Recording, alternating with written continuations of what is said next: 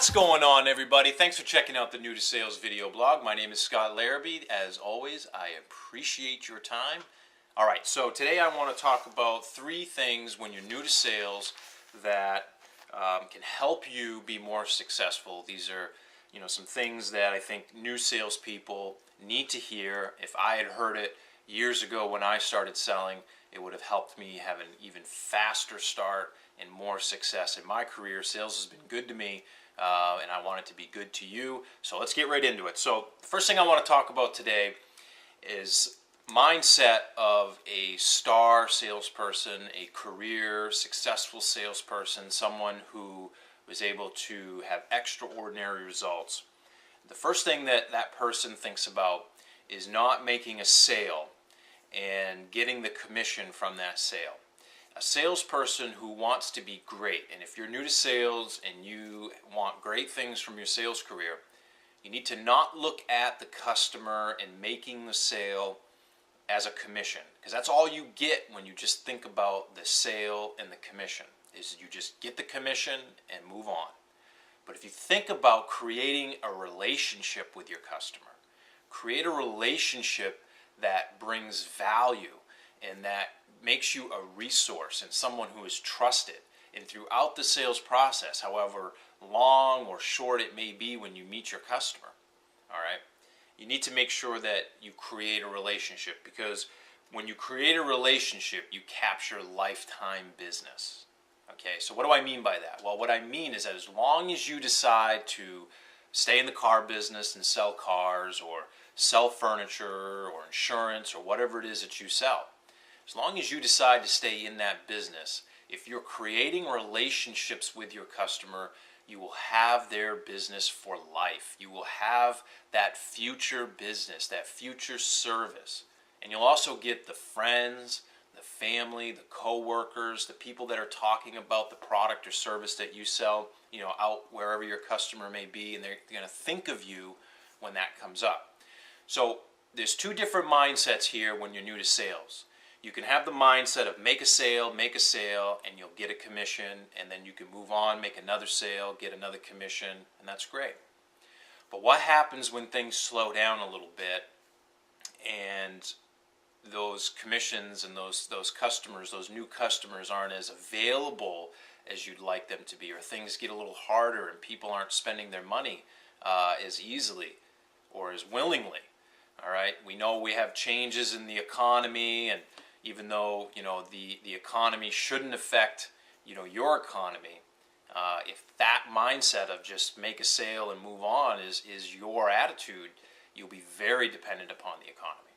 Whereas if you create relationships with your customer and you have their needs and their interest in mind first, and throughout that buying process, throughout that sales process, it's very clear to your customer that you're in it for them.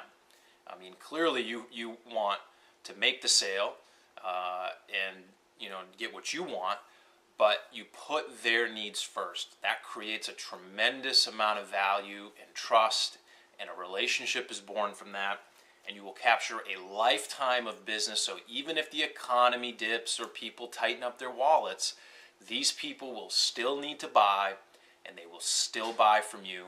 They will still service with you, and they will still advocate for you to send friends, family, coworkers, all those referrals that will make a strong sales career. Okay, so 2 different mindsets there. I can tell you which one I subscribe to. Clearly, I believe in creating relationships. That's my recommendation to you. But you can go either way. Just know that if you are in it just for the sale, you're going to work harder, and you're going to find it harder to stay on top than if you create relationships and truly get to that next level of caring about your customer.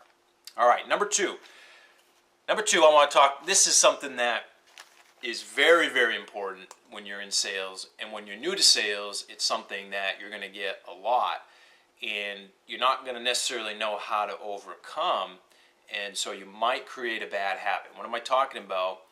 What I'm talking about is lowering your price when someone gives you a price complaint or a price objection. Okay, so when you get a price objection, your price is too high, that's too much, whatever it may be. And you're new to sales, a lot of times how you look to overcome that objection or that complaint is to lower your price. Don't do this. This is not the right approach. When you're new to sales, I know that it can be hard to not want to lower your price, take the path, the path of least resistance, but this is not going to build any value in you as a salesperson. It's not going to do any justice for your customer. They're not really getting anything by getting a price concession. And in reality, when you get the question, what's your best price, or is this your best price, or whatever it may be, that is completely made up. Best price is made up. I've never seen it, I've never recognized it, and I've never known anybody to recognize best price. So you have to understand that as a new salesperson, is that when you hear price is too high, that's too much, is this your best price, you have to understand that means you didn't build enough value. At somewhere along the line in the sales process, you missed something and you didn't create enough value in your product or service. So if you're in the close and you get that objection or complaint, a re-demo close or a re-demo is very, very useful here along the way. You can go to that as a new salesperson. You can apologize to your customer and say, clearly I didn't do a good enough job, showing you why this, vehicle, why this living room set or this mattress set or whatever it is you're selling has everything you need, everything you wanted, and why it's the best out there at this price, why it's a value. Here, let me show you. Re-demo, build the value that you failed to build. You'll get better with that over time, but if you get this price, people are hammering you with price, it's a clear sign as a salesperson that you are, you're missing the boat when it comes to building value. And you have to build value along every step of the sales process. Right from when you greet the customer, you're building value in you and in your process and in saving them time and finding, the information they're looking for, into building value in the product and services and all the things that you offer. Your demo needs to be, a grand slam every time, but it needs to be tailored. And those are things that, we'll talk about in other videos and that I've talked about before. But if you're getting that price complaint, that price objection a lot, and it's becoming consistent and persistent, you need to look at how you're building value, and you need to understand that when value exceeds price, price becomes irrelevant. Okay, price is a myth, price is a joke, price isn't real. It's just what people, myself included, go to when they don't feel they're getting enough value for the price. If I'm buying something, a big ticket purchase, and I feel like it has everything I want and everything I need and maybe even more than what I expected, yeah, I might still ask for a better price just because I'm a savvy consumer and I know that the majority of salespeople will fall to that question and start doing crazy things with pricing, and I might get surprised. But if I have a strong and capable and knowledgeable and honest and passionate salesperson who has built value in the product, even when I ask that question, I know the answer when I get it of, well, Mr. Larrabee, that's a great price, that's a great value, and if I didn't explain that to you, please I apologize for that. And a lot of times, that's all you need to hear as a consumer is just, no, this is a great deal. But so as a new salesperson, don't make the mistake of lowering your price, of discounting your product or your service. It just discounts yourself. It doesn't do anything for your customer. You've done nothing for your customer. Remember, till your customer is closed and using your product or service and benefiting from it, you've done nothing for them. A price concession isn't going to do anything for your customer. Building value in your product or your service, creating a relationship, making the experience a great experience, making sure your customer's comfortable and understands all along the way. Those are the things that are going to do something for your customer. Not, can you do any better, and running and getting a discount and then closing up a deal, getting your tiny commission, and never seeing that customer again. Don't operate that way. All right, so last point that I want to make here, number 3, for those of you new to sales, or even if you're watching this and you've been selling for some time like myself, be passionate about what you sell. Because when you're passionate about what you sell, that many times can overcome, when you're new to sales, not knowing everything you need to know, or not having all the sales skills that you will need to have in order to become a top level professional. But being passionate, it sends a message to your customer that you believe in your product or service, you believe in you believe in the company you work for, you believe in what you're doing, you believe in them, and it just creates great results, great things. It attracts great things into your life. So if you can't get passionate about what you're selling, go sell something you can be passionate about. But if you can't do that, and I know that's easier said than done, then you can at least get passionate about helping people. And when you have the mindset of, my product or service can help people this way, and I'm going to be passionate about helping people, even when you're new to sales, that will help you overcome not knowing everything you need to know about your product, not knowing everything you need to know about your competition, not having all the sales skills or techniques that you might need in order to overcome some of these complaints and objections. But passion can overcome a lot of this. Now, don't get me wrong, I'm not saying that you shouldn't develop your skills or your abilities or any of those things. Absolutely. Every single day you need to be learning new things, you need to be growing in your sales career, personally, everything. But when you're passionate about what you do and about what you sell, that alone can help you, when you're new to sales especially, have great results until you get that knowledge. So let's recap real quick. Number 1, we talked about making a sale and getting a commission versus creating a relationship and capturing a lifetime of business. I hope that you understand what I mean.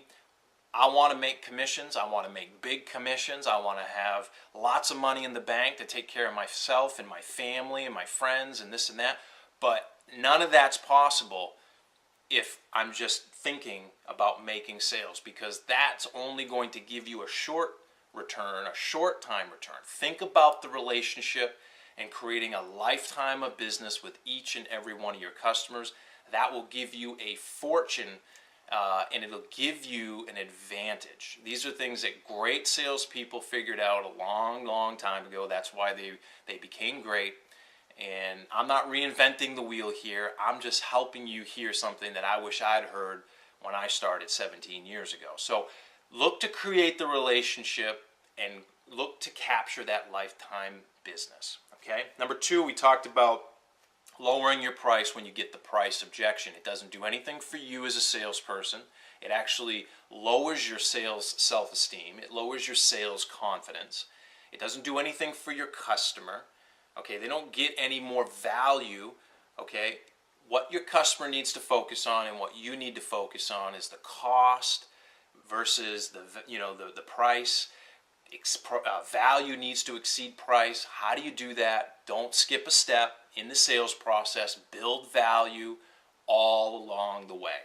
Okay, when you get this price objection or this price complaint, you need to realize many consumers they're just going to ask. We're programmed to do that. Believe in your product, build the value, and then stand firm to your price. Okay, and then number 3, we talked about passion, about being passionate about what you sell.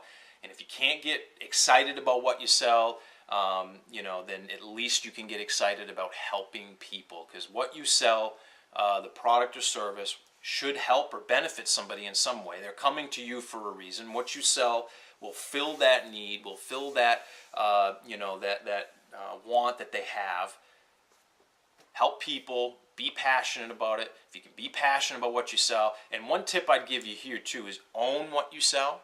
And a lot of times when you become an owner, you become more passionate about it. I know this happened to me. I sell Hondas and Nissans, and I drove Hondas, and I believed in both products, but I drove Hondas. And then when my wife purchased the first Nissan in the family, the first one that I'd ever driven on a regular basis, the following year, my Nissan sales were more than 70% higher And now I would consider myself probably more of a Nissan salesperson than even a Honda salesperson. It's almost completely flipped after becoming an owner. So you can get passionate about what you sell by owning it. And if you sell, jumbo jets or, whatever it is you sell and you can't own it, I get that. But at least you can get passionate about helping people. It'll help you. I promise you that.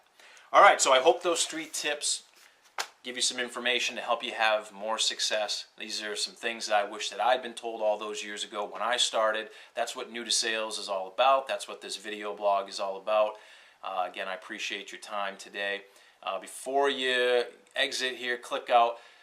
Check out the description. There's a link to the New to Sales Success Tips every Monday morning at 6 a.m. I drop a tip in your inbox, help you crush your sales goals for the week, get your week started off right.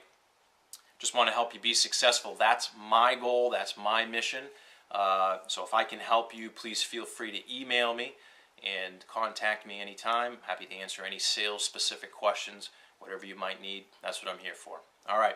Till the next video, happy selling.